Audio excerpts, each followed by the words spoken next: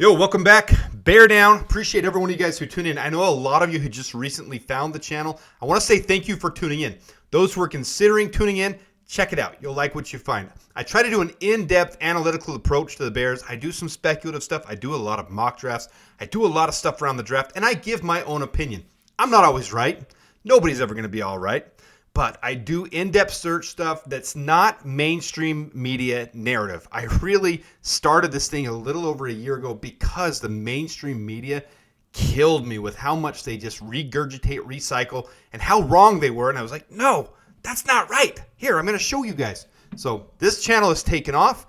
If you don't mind subscribing, it helps me out. I do want to do this more often. If you like a video, like it. Share it with your friends. I appreciate you doing so. Let's jump into this video now. Today I'm continuing on with my series about different draft positions and free agent positions as we get into the offseason.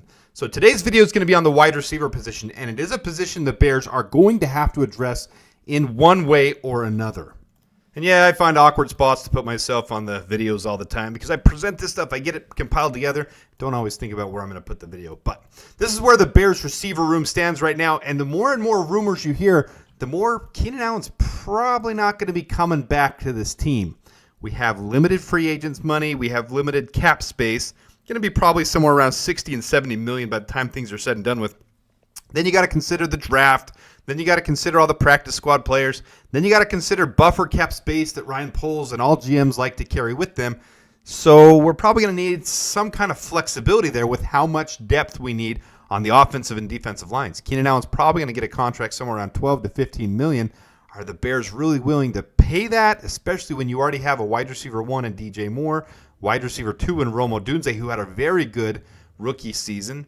Then you have some depth in Tyler Scott, but really we need a couple more pieces here, but they don't have to be your wide receiver 1 and your big payday guys like Keenan Allen. Now, there are some good options. I'm going to get to that in free agency. Everyone thinks about the top of free agency and about how the T. Higginses are out there. And there's 4 or 5 players that are going to cost $20-ish million. Not every player is like that. And there are some good options that might fit the Bears' needs. So right now the Bears have Keenan Allen as a free agent, Colin Johnson, who I really like. I think the Bears could be able to squeak and get him back with a minimum contract. If nothing else, he'll end up on the practice squad. DeAndre Carter, who I don't really think they'll bring him back, especially with Josh Blackwell playing so well in the return game and doing a good job. We have him as a restricted free agent option.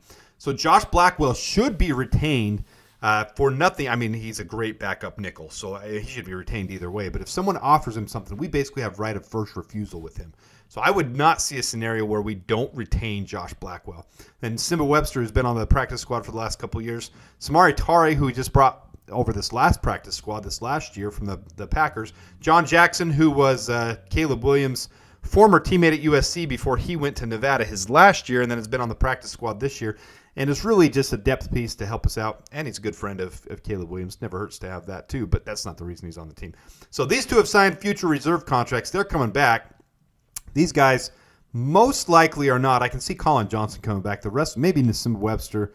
The rest of them, I'm not really sure any of them would come back. So, but we do have good long-term contracts for our main guys. DJ Moore is signed through 2029. Rome Odunze through 27. 28 if we use the fifth-year option. He's on that trajectory there where he would be used, but more likely extended at that point. Then I'd like to roll through some of the past. We get through where we went last offseason. This was our offensive chart last offseason. I'm not going to spend forever here, but Tyler Scott was clearly not a wide receiver 2. So we said our biggest need was X receiver and slot receiver, then center with Lucas Patrick, and then some depth at other pieces. Well, we filled a lot of those. DJ Moore was our wide receiver 1, and we ended up getting Rome Odunze and then trading for Keenan Allen, which I didn't have on my radar whatsoever. So this last season looked significantly better. Rome Odunze, for a rookie, played very, very well. Now, his grading might not look the highest on PFF, but all of his metrics, his contested catch, his drop rate, he just was wide receiver 3 on a depth chart, so he didn't have as high of, attempts or targets coming his way. Cole Kmet, same thing. This is more play scheming in my opinion. We've had Luke Getsy, and then we've had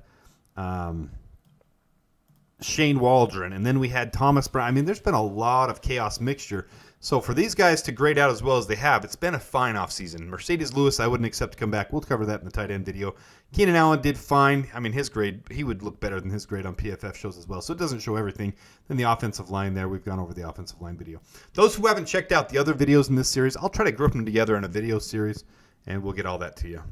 Then this is always fun for me to bring back up. This is, before I started the channel, this is 2 years ago before the draft, and it's some of the notes that I would make as I research stuff. Low drop rates. You guys will know that I like my contested catch, my low drops, and these guys that fit certain needs. So for a couple years, we've needed a receiver. I kind of circled Cedric Tillman as my guy that I really wanted. 6'3" size, low drops, high contested catch rate. A.T. Perry was another one. Andre Iosavis. Bryce Lee Ford, and then you see over here in the middle horrible drop rates, and you saw that kind of eventuated itself with Quentin Johnson. Anyways, this is just more for me with going down memory lane. But so here was last year's video. This was last year as we prepared for the draft, and this is what my analysis said in my videos. If you go back and look for a year, I had Rome Odunze and Brian Thomas as the targets for the Bears.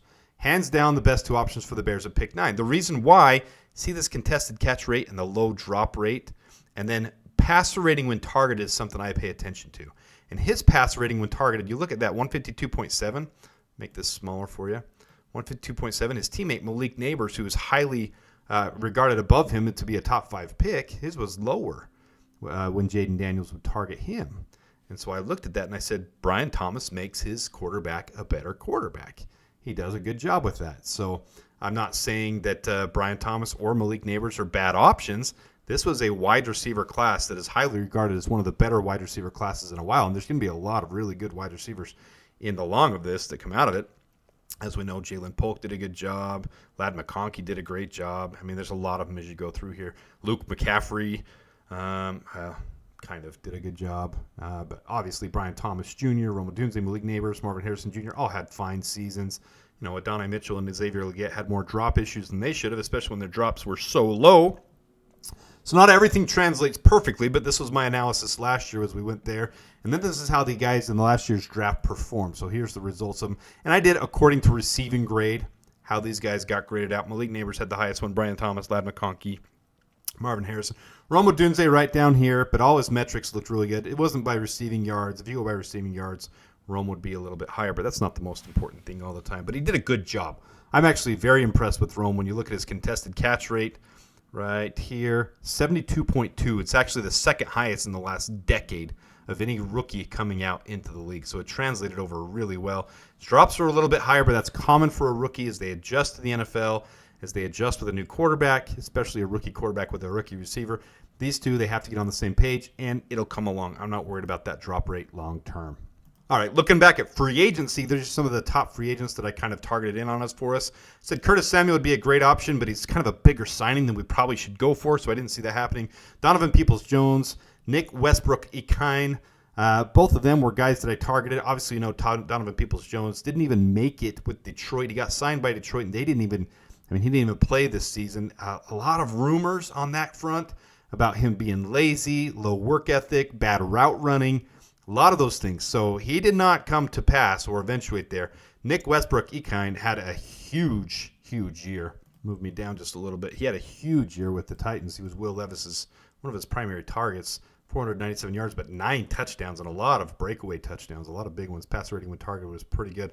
So Ikhine is going to be I'm not saying his last name correctly. I know that. Ikhine, I don't know how to say it. To be honest, guys, I don't know. So $2 million 1 year, so he'll be a free agent. And Curtis Samuel signed the 3-year, $24 million contract, $8 million average, so he'll be with Buffalo.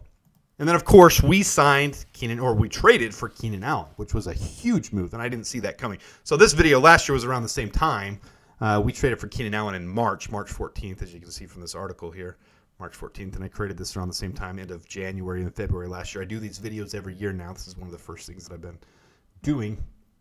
And so that was the big breaking thing there. And then we drafted Rome Odunze. So we really solidified it last year. Now we need to keep building on it because we've really struggled with wide receivers in the past. Now we've got a good wide receiver room. We just need to keep building on it. And the needs we have, especially with Ben Johnson here now, which I think he's going to want a speedster. For those who don't know, in Detroit, Jameson Williams has been a true weapon for Ben Johnson. He claims he can run a 4.140. He's more clocked in around 4.25-ish, maybe a little bit even slower than that. But that's blazing fast. And so Ben Johnson likes to use his quick receiver, and there's a lot. I mean, he even, a lot of gadget plays, a lot of handoffs, a lot of sweeps, and then a lot of deep threat things. I think Ben Johnson will want that, and we don't really have that right now. One of the other things that we have, if you guys didn't see this, on the St. Brown Brothers podcast, Equanimeous St. Brown, who obviously was with the Bears before, but with Luke Getsy, and I mean, how much can you really gauge him off of that? Really solid run blocking and pass blocking wide receiver. And with his brother this last week, he said, tell Ben to text me. So I'm going to play this short little clip, but I'm going to tell you guys right now, if I get into editing and they make me take it out, it will just be non-existent from this video. So that's why it would be edited out. But I'm going to play it and just see if we get away with it, because it's kind of a fun little thing where they're just interacting. They're talking about Ben Johnson leaving, and Amon-Ra was really cool about it. But then Equanimeous, who's a free agent, played with the New Orleans Saints last year, and didn't really even see the field at all. But I mean, he's good size, 6'5", 215 pounds, always a good blocking wide receiver, which we don't have right now. And I just feel like if he got with the right guy, they could utilize him more. I'm not saying he's going to be a wide receiver 1, 2, or 3. But if we could find a role for him and have him be that wide receiver 5, or even take over Tyler Scott's spot, I know a lot of people love Tyler Scott. He just has not translated to the field. A lot of inconsistency in practice in the preseason. I mean, there's big flashy plays in the preseason, but it doesn't translate, and then he doesn't get his shot. You just have to wonder what the coaching staff there. We'll see. A lot of people think he's super quick, but Tyler Scott's 4.44. 40-yard dash time. So he's not lightning quick, but he's a little quick guy. But Equanimeous St. Brown's not that answer. I just want to interject this here because this is one of the other options we could have as well. So let me play this. If it gets taken out, you'll know why this gap right here and didn't show. Tell him text me. I mean, who they got over there? DJ, Keenan. Keenan's done. Like, his contract's done. They got Rome, John Jackson. I don't know if Colin Johnson's still there. Tell him text me, bro. Tell him a line. What's the rookie? Tyler Scott? Well, he's a third year now, but just tell him text me, bro. Damn, so you left Chicago. Just tell him text me, bro. It's going to stay between me and him. Like, I don't know what you want. Like, so you're Ben Johnson, like, you want to go to Chicago, like, you're all in. I'm not opposed to it. I ain't made no decision, but tell him text me. Let's have a little conversation. I'll give you his number. You can text him. Okay. Tell him text me. So that's fun. I mean, obviously he wants to come back and play for the Bears, but this is something you might see as we hit free agency, and that's a point I want to make right here. You may see a lot of these free agents that normally wouldn't come to Chicago because we had Matt Eberflus or Luke Getsy. I mean, you hear Jackson Smith and Njigba last year trash talking Shane Waldron when we hired him. That affects other people around the league. Then you hear the high praise, the up talk on Ben Johnson. Except Lions fans now, because they're so freaking delusional and they have some crazy thing in their head where, all of a sudden, because Ben Johnson went to our rival, he's the worst thing on earth. No, everyone respects Ben Johnson. Everyone thinks highly of him. So now Equanimeous St. Brown, who played for the Bears previously, is saying, heck yeah, I want to go back to Chicago. I want to play with Ben Johnson. I think he can unlock me. I think he can do some things for my career. And again, not saying he would be wide receiver 1, 2, or 3, but if you can bring him in as a wide receiver 5 and utilize him on pass blocking or run blocking schemes, and even get him on the outside a couple times, get him to some of his specialty. He's not the cleanest, crispest route runner, but when he was trying, when he had work ethic, when you could see it on the field, Equanimeous gave all of us Bears fans some hope. So I'm all in favor of bringing him back. He would probably be a league minimum contract, $1.03 million. So I'm all in favor of that if we want to try to give that a shot. All right, so here's some of the free agents I thought I would highlight here for you guys. I'm not putting any of the top. There's like 6 or 7 guys that are going to get paydays, like big paydays. Like we're talking 12, 13, 14, 20, 22, 25 million dollars. So I'm not hitting your main guys in here, but I'm going to hit some of the ones that might be a realistic take for the Bears. And I put kind of a dollar value of where I kind of think they would land in this. Nick Westbrook may make closer to 10 million on this one. If so, I don't want to go after him. But if he's going to make, 5 million, good option, but he's not going to really fit what we need. I want more of a quick blazing guy to fit with Ben Johnson's offense. Some of those that you might want to consider are Rondell Moore, who, if you remember, he was part of the trade Atlanta traded him to, or Arizona traded him to Atlanta for Desmond Ridder before last year. And then in the preseason, Rondale Moore got injured. It was a non-contact leg injury. So I understand that's scary. He's had surgery. I can't find anything about his progress. But everything you read from him, high character, high GPA, Purdue, like really just a guy that screams like what the Bears culture is looking to build. And so Rondale Moore with his blazing speed, there was always so much good potential with him in Atlanta. And he had decent seasons those couple years before he got traded. Nothing breakout or superstarish, but with that blazing speed, it would be fun to bring him in. Same with Elijah Moore. I think he'll get paid a little bit more too. So those are some of the speedsters that I looked at. Tutu Atwell, I think, will get right around $5 million. I put minus, but it's going to be right around $5 million.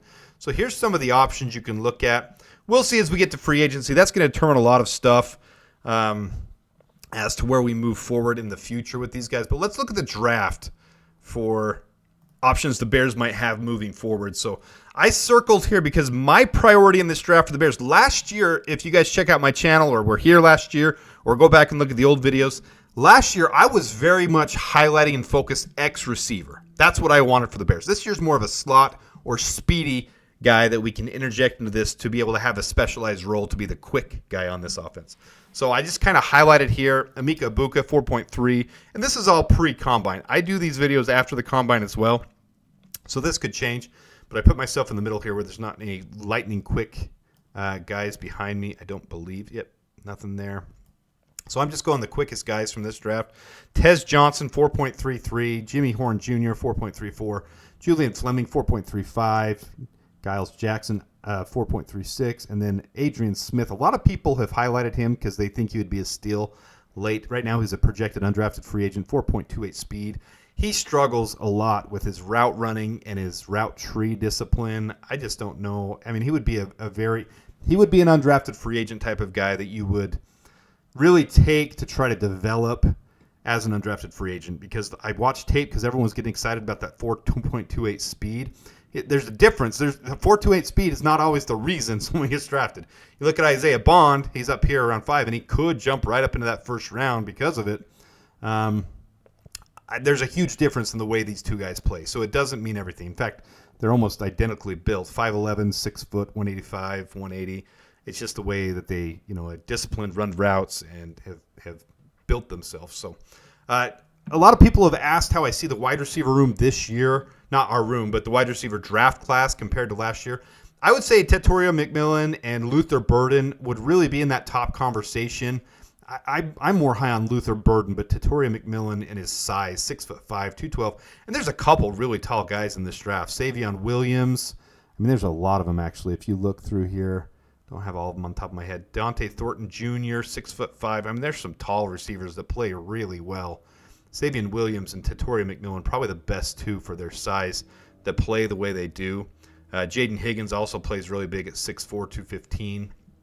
But I would say these two would have been in the conversation with the top four from last year, with Marvin Harrison Jr., Malik Neighbors, Rome Odunze, and Brian Thomas Jr.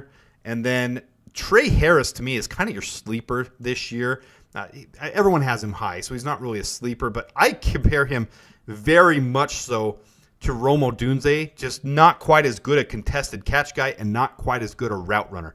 Rome was really special in college, and I think he's going to turn into that in the NFL. I'm really excited to see how Rome continues to develop and work out. But Trey Harris is that guy, and I'll show you some stats on these guys. Put a ton of work into compiling all this stuff and analyzing these guys. So I appreciate, again, if you guys don't mind hitting the like button, subscribing, sharing this with your friends. It means a lot to me. So Trey Harris is that guy that reminds me of Rome Odunze, almost the same size and build. Can get up as well, but not quite the same as good with his hands, but very, very similar. It's a good comp for him.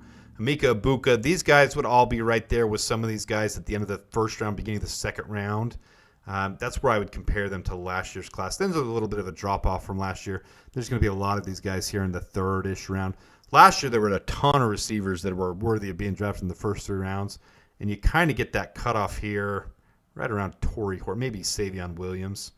And then, the rest of these guys are day 3 picks down here. And last year we had, 2 full screens of these day 1, day 2, day 3 picks. So a little deeper, but there's going to be a lot of good talent that comes out in this draft. Even later rounds with some of these G5 schools, group of 5 schools like Nick Nash, Ricky White. Let me see some other ones. Mario Williams, he's all right. I wouldn't put him in the same class as those two.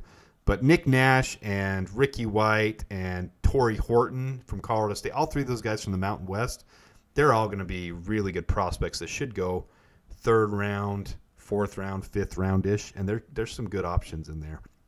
And there's some good flyers here later on. I really like Pat Bryant quite a bit. I'll get to that right here. Here, let me show you. So I just highlighted some of the ones that I think would be really good for the Bears.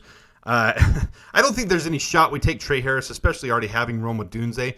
But I like his game so much when I watch him that if he fell to the Bears at 39, I'd be like, I don't blame you at all for picking Trey Harris. This would be best player available scenario. I'd really like it. So I kind of highlighted some of the things here that are important to me. This year, 40 time is important, so these guys kind of stuck out. And I've already highlighted Tez Johnson, Pat Bryant in a couple of the other videos in the mock drafts that I've done. I like them a lot, and I'll show you why. Tez Johnson, biggest thing, 4.33 speed, 2.9 drop rate, so even flying faster than a missile. He can track the ball really well, and he can still get it. 50-50 balls are not as important with your speedster guys. It's more of your big, tall guys, your X receivers, your high point guys. That's going to be a lot more important. Obviously, you want contested catch guys across the board that will muscle the ball away from their opponent and be able to win those battles. Savion Williams at 88.9 is absolutely freaking ridiculous. That's higher than Rome last year.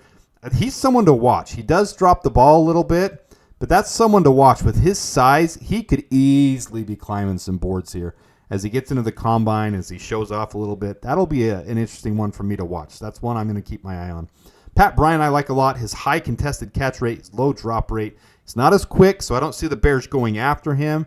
But if he's sitting there in the 5th round, yeah, I see the same scenario, especially with him being the University of Illinois, that he could come in for a top 30 visit for free. We don't get charged. One of our top 30 visits for those guys that are locals. You could have him come in and fall in love with him, and he falls in the 5th round. I wouldn't be upset at all if we take one of these receivers in the in the 5th round or around that time. Jimmy Horn I like a lot because of his speed, and he also has some return ability, which, as I mentioned before, Josh Blackwell's doing a really good job with that, but some of these speedsters. And remember, we do have Ian Wheeler coming back this next year, too, with his blazing speed at running back that can possibly help out on return duties as well. But some of these drop rates I don't love, so I kind of highlight some of those guys that I kind of want to stay away from a little bit. But the same thing here with the passer rating when targeted. So real quick, height, weight, 40 time, drop percentage, contested catch. Passer rating when targeted, that's in a vacuum, something that you have to really compare to other things. Like, for example, Trey Harris, 149.5. Compare him to Antoine Wells Jr., who's his teammate, 91.4. That's one of the biggest discrepancies of 2 really good receivers from the same team. That shows that Trey Harris is really special, that he's highlighting and is making his quarterback look better.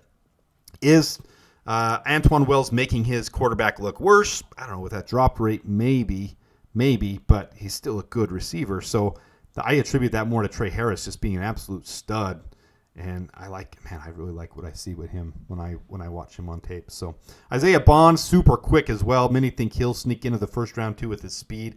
That speed can do stuff for guys. But I think right here after this line, after Travis Hunter, obviously dual threat cornerback, wide receiver, which is why he's going to be one of the top drafts off the board. But these guys, Mika Ibuka, Isaiah Bond, they could be fringe 1st rounders. I wouldn't be shocked if they fell into that same range where you saw Buffalo, trading up in Kansas City, taking their pick at wide receiver. They take him at 32, 33. See these guys go right in that same type of range.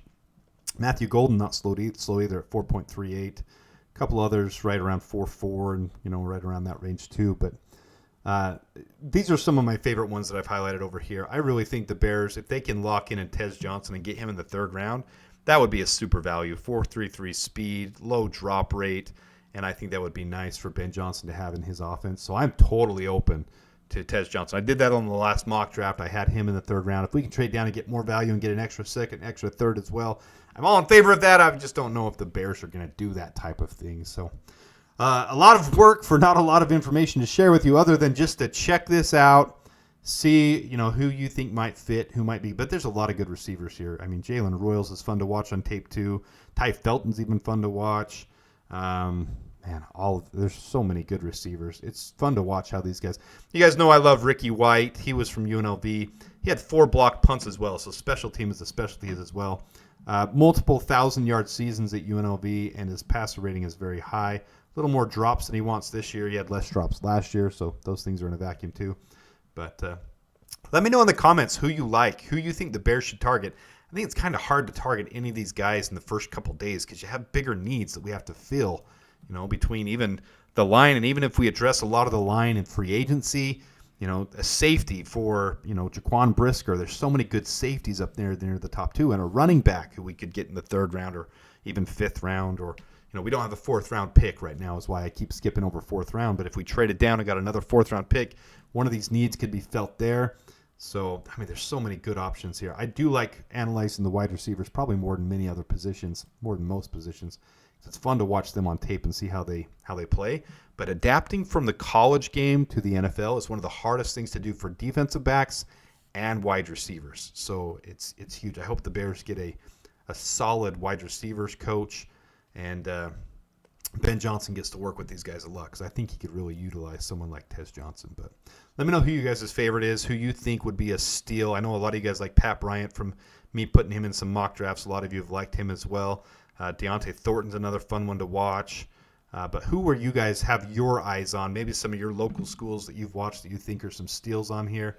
Let me know in the comments. I want to interact on this one because I want to see who some players you've been watching that maybe I haven't paid enough attention to. But I do think the Bears will snag a couple receivers this year, whether it's in free agency or the draft, maybe both in free agency. Maybe we tackle both those things with something like an Equanimeous St. Brown for blocking. And then let me go back to maybe someone like Rondale Moore. Maybe we do take a shot on him after we've seen his physicals, see how he's come back from his injury, see how he wants to play.